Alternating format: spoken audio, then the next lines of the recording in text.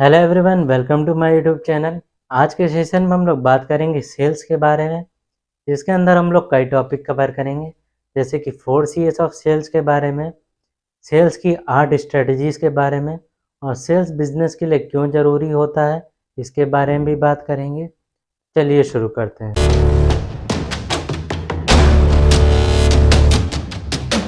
4 Ps के आसपास आपने सेलर ओरिएंटेड मार्केटिंग का यूज़ ज़रूर किया होगा, लेकिन अगर आपने 4 Cs का यूज़ नहीं किया है तो आप अपने बिजनेस में सेल से दूर रह सकते हैं। 4 Cs ऑफ सेल्स इस प्रकार है। Number 1 customer, number 2 cost, number 3 convenience, number 4 communication.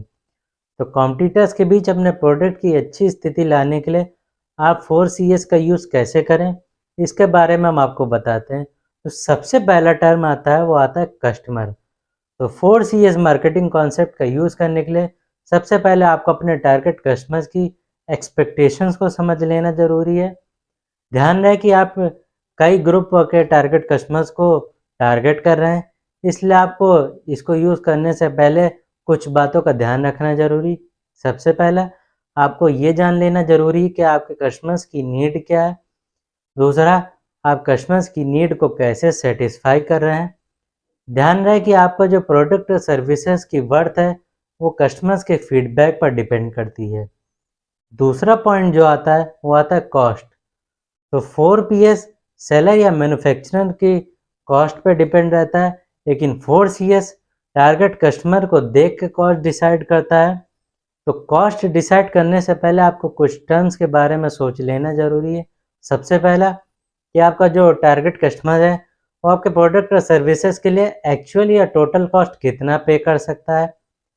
आप प्रॉफिट में अर्न कर रहे हैं कि नहीं। आपका स्टेट, लोकल, फेडरल टैक्स आपके प्रोडक्ट और सर्विसेज को कैसे प्रभावित करेगा। ध्यान रहे कि आपके प्रोडक्ट और सर्विसेज के कॉस्ट बढ़ाने से आपकी सेल्स नहीं बढ़ेगी। इसके लिए आपके प्रोडक्ट और सर्विसेज के अच्छे फीचर्स होने चाहिए, जिससे आपका कस्टमर अट्रैक्ट हो सके। तीसरा जो पॉइंट आता है वो आता है कम्युनिकेशन। तो ये एनालिसिस करते समय कि आप अपने कस्टमर्स को कैसे कम्युनिकेट करेंगे, इसके लिए आपको कुछ बातों पर विचार करना ज़रूरी है। सबसे पहला, आप सार्थक संचार के माध्यम से अपने कस्टमर से इंटरेक्ट कर सकते हैं, जो आपके कस्टमर के भरोसे को बढ़ाता है, आपके बिजनेस की सेल्स को इंक्रीज करने में हेल्प करता है। दूसरा, सोशल मीडिया आज के टाइम का सबसे पावरफुल टूल है, जिसका यूज़ करके आप अपने प्रोडक्ट और सर्विसेज को प्रमोट कर सकते हैं, जैसा कि 4 Ps सलाह देता है।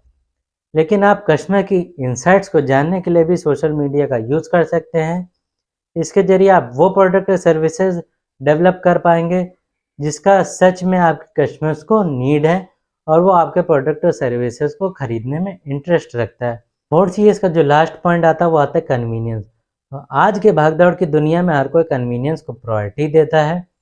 आप भी कस्टमर के प्रोडक्ट और सर्विसेज के डिसीजन में इसके प्रभाव को कम मत होने दीजिए। कुछ पॉइंट्स पर विचार करके आप कस्टमर के लिए प्रोडक्ट और सर्विसेज खरीदना आसान बना सकते हैं। सबसे पहला, क्या आपके कस्टमर को प्रोडक्ट और सर्विसेज परचेज करते समय बैरियर्स का सामना करना पड़ रहा है। अगर करना पड़ रहा है तो आप कौन सी स्ट्रेटजीज का यूज़ करके उन बैरियर्स को दूर करेंगे। चाहे फिर आपका बिजनेस वेबसाइट बेस्ड हो या फिर आप ब्रिक और मोटार के बिजनेस को ऑनलाइन ऑपरेट कर रहे हो, आपकी वेबसाइट को नेविगेट करना आसान होना चाहिए। दूसरा पॉइंट ये है कि आप विचार कीजिए कि आपका कस्टमर वो प्रोडक्ट और सर्विसेज ढूंढ पा रहा है जिसकी उसको नीड है, या फिर प्रोडक्ट और सर्विसेज की डिटेल्स सफिशिएंट अवेलेबल है जिसके ज़रिए वो डिटेल्स कलेक्ट कर सके, या फिर आपका कस्टमर प्रोडक्ट और सर्विसेज को कुछ ही स्टेप्स में चेकआउट कर पा रहा है कि नहीं। अगर आपके कस्टमर को कुछ क्वेश्चंस आ रहे हैं तो आप उन क्वेश्चंस का जवाब कैसे दे रहे हैं। आपने वेबसाइट या ऐप को बना रखा है जो कस्टमर को 24/7 सपोर्ट दे। अगर आप एक स्मॉल बिजनेस ओनर है तो 4 Cs आपको कॉम्पिटिटर्स पे प्रॉफिट अर्न करने में हेल्प करेगा, यहाँ तक कि आपको बड़े बिजनेस के साथ कॉम्पिट करने में भी हेल्प करेगा। 4 Cs की सफलता कस्टमर की एक्सपेक्टेशंस को समझने से लेकर उनकी नीड को पूरा करने से शुरू होता है। तो चलिए अब बात करते हैं 8 ऐसी सेल्स स्ट्रेटजीज के बारे में जिसके यूज़ से आप ड्रीम नंबर ऑफ सेल्स को क्रैक कर सकते हैं। तो इसमें जो सबसे पहला पॉइंट आता है वो आता है स्पेसिफिक गोल्स को सेट करें। तो 83% लोग ऐसे होते हैं जो बिजनेस को बिना गोल सेट किए शुरू कर देते हैं, तो ऐसे लोग सक्सेस को 0.1% ही रिपीट कर पाते हैं। इसके बाद 14% लोग ऐसे आते हैं जो गोल्स को सिर्फ अपने माइंड में रखते हैं, तो ऐसे लोग सक्सेस को 10 टाइम्स ही रिपीट कर पाते हैं। इसके बाद 3% लोग सिर्फ ऐसे आते हैं जो गोल्स को अपने रिटन फॉर्म में रखते हैं, तो ऐसे लोग अपनी सक्सेस को 30 टाइम रिपीटेबल भी बना पाते हैं और अपने गोल्स को नीड के अकॉर्डिंग चेंज भी कर पाते हैं। अगर आपका वाई क्लियर है तो आपको डायरेक्शन अपने आप मिल जाती है। फॉर एग्ज़ाम्पल, हमें ये नहीं कहना है कि बिज़नेस रेवेन्यू को पूरा करना है, हमें ये सोचना चाहिए कि 31 दिसंबर तक हम अपने बिज़नेस गोल्स को कैसे अचीव करेंगे। मान लीजिए कि आपका बिज़नेस गोल ये है कि आपको 31 दिसंबर तक $1,00,000 को अर्न करना है रेवेन्यू। तो इस हिसाब से अगर आपकी एक डील का जो अमाउंट है वो है $50,000, तो आपको कम से कम 31 दिसंबर तक 20 डील्स क्रैक करनी होगी, तभी आप अपने बिजनेस गोल्स को अचीव कर पाएंगे। तो ऐसे जब क्लियर गोल्स होते हैं तभी आप अपने बिजनेस पे भी फोकस कर पाते हैं और आपकी ईजिली सेल्स भी मिल पाती है। दूसरा पॉइंट जो आता है वो आता है कि आप अपनी पुरानी सेल्स का एनालिसिस कीजिए। आपके बिजनेस का पुराना सेल्स रिकॉर्ड जानकारी का एक महत्वपूर्ण स्रोत होता है, जिसे आपको सेल्स गोल डिसाइड करते समय बिल्कुल अनदेखा नहीं करना चाहिए। कई टूल्स का यूज़ करके आप सेल्स का एनालिसिस कर सकते हैं, जिससे आपको ये पता चल जाएगा कि कहाँ सुधार की ज़रूरत है और वहाँ आप पहुँच सकते हैं। रियलिस्टिक और अचीवेबल गोल सेट करने के लिए आपको पुरानी सेल्स और उनके रिजल्ट का एनालिसिस करना चाहिए, जिससे आपको ये पता चलेगा कि आपने कितने % गोल्स को अचीव कर लिया था। अगर नहीं कर पाए थे तो क्या प्रॉब्लम्स आई थी, उस हिसाब से आप अपने फ्यूचर सेल्स गोल्स को सेट कर पाएंगे।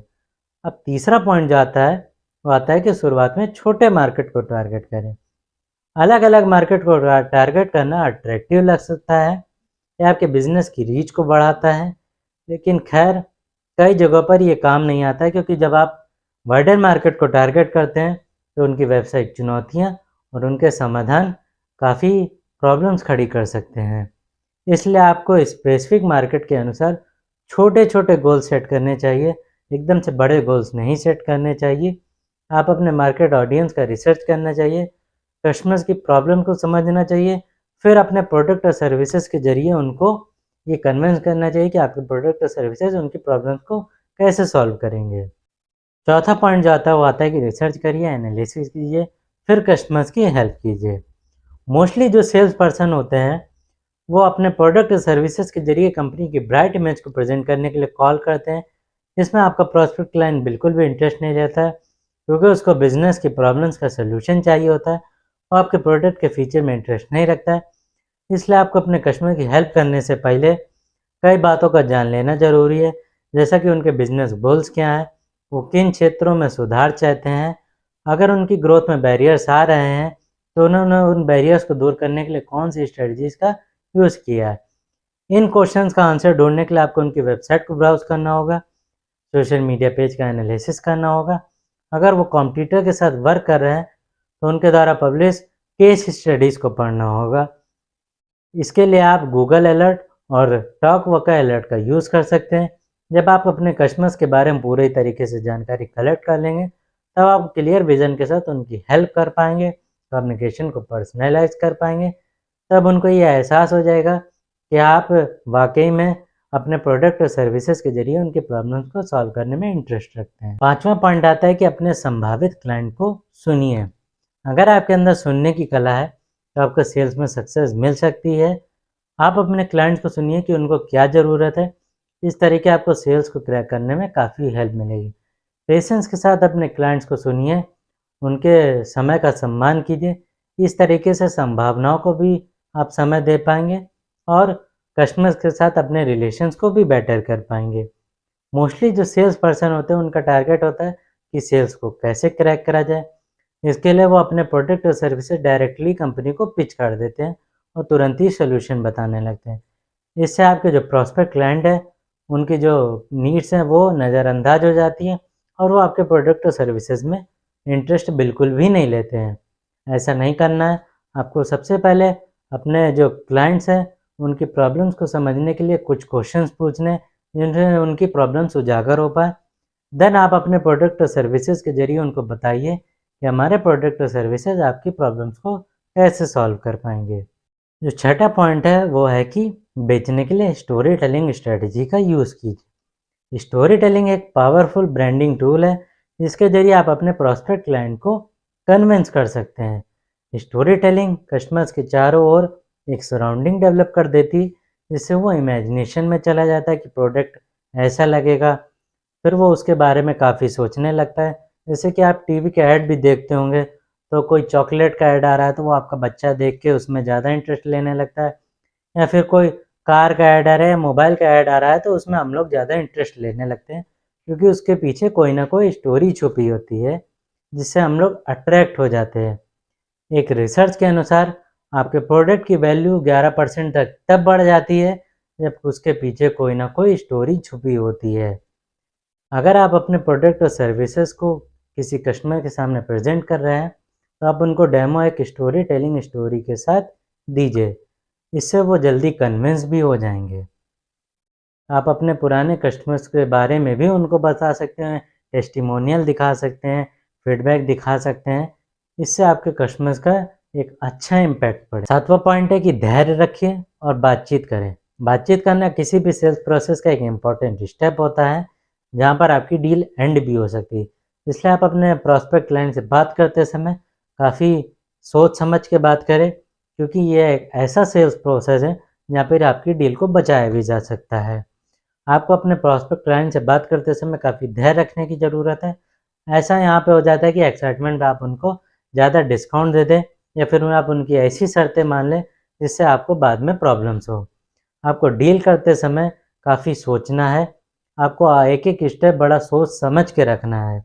आपको चालाकी से उनकी ना को हाँ में कन्वर्ट कराना है। आठवां पॉइंट आता है कि फ्री ट्रायल का यूज़ करिए।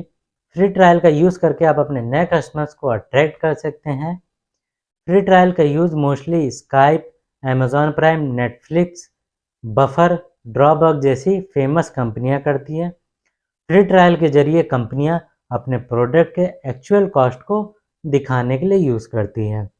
हालांकि आपको यहाँ पे ध्यान रखना है कि फ्री ट्रायल की ड्यूरेशन ज़्यादा लंबी ना हो, और आपका जब कस्टमर फ्री ट्रायल का यूज़ कर रहा हो उसी बीच में आपको अपने प्रोडक्ट और सर्विसेज के ज़्यादा से ज़्यादा बेनिफिट्स बताने, जिससे आपका प्रॉफिट हो।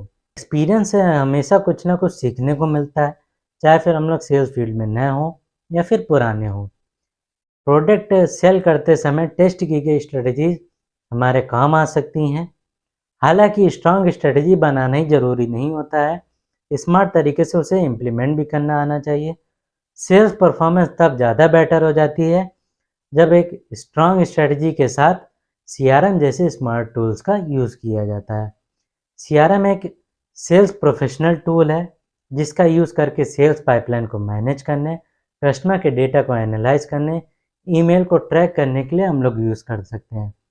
सीआरएम के ऊपर हमने वीडियो बनाया हुआ है, लिंक डिस्क्रिप्शन में, आप वहाँ जाके वीडियो देख सकते हैं। तो अब हम लोग बात करते हैं कि किसी बिजनेस के लिए सेल्स स्ट्रेटजीज क्यों इम्पोर्टेंट है। तो सेल्स प्रोफेशनल हमेशा सफल बिक्री रणनीति पर भरोसा करते हैं। जब सभी आकार की सेल्स टीम बिना किसी स्ट्रेटजी के आगे बढ़ती हैं तो उन्हें असफलता का सामना करना पड़ता है। एक व्यापार रणनीति, बिक्री रणनीति या फिर बाजार रणनीति के लिए महत्वपूर्ण परिणाम होने चाहिए। सबसे पहला, प्रायोरिटीज़ क्लियर होनी चाहिए। दूसरा, क्लियर गाइडलाइंस होनी चाहिए जिसको सब फॉलो कर सकें। तीसरा, क्लियर गोल्स होने चाहिए जिसके लिए सब वर्क कर सकें। चौथा, क्लियर रिजल्ट होना चाहिए जिसको हर कोई मेज़र कर सके। आई होप आपको ये टॉपिक पसंद आया होगा। अगर आपका इस टॉपिक से रिलेटेड कोई भी क्वेश्चन है तो हमें कमेंट सेक्शन में बता सकते हैं। Thank you.